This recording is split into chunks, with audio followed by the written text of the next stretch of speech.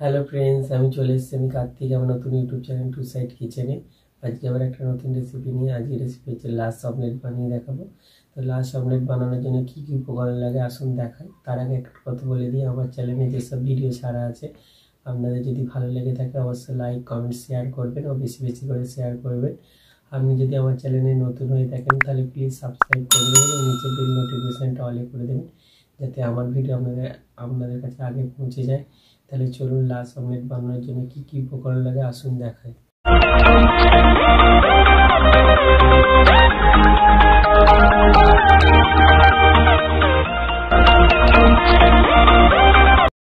তাহলে চলুন last omelette বানানোর জন্য কি কি উপকরণ লাগে দেখিয়ে দিই।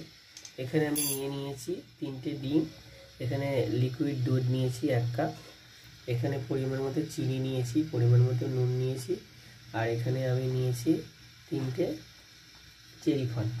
তাহলে চলুন রেসিপিটা শুরু করি। ডিমগুলো ভেঙে নেব।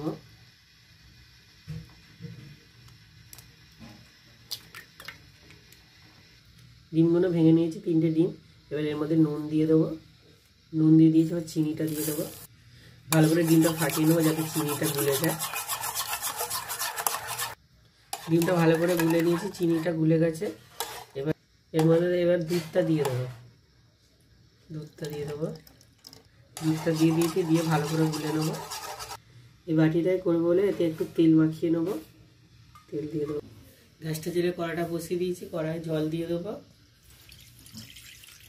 স্ট্যান্ডটা দিয়ে দেবো, স্ট্যান্ডের উপর বাটিটা বসিয়ে দিয়েছি। এবার এই যেটা আমি ডিমের এটা গুলে রেখেছিলাম এটা দিয়ে দেবো। এটা বসিয়ে দিয়েছি, এবার ঢাকা দিয়ে 10 থেকে 15 মিনিট ভালো করে ভাপিয়ে নেবো। 15 মিনিট হয়ে গেছে, আমি গ্যাসটা বন্ধ করে দিয়েছি, দিয়ে এবার ঢাকনাটা খুলে দেখব। আমার এটা হয়ে গেছে, এবার এটা আমি নামিয়ে নেব। ছুরি দিয়ে সাইডটা কেটে দেবো একটু,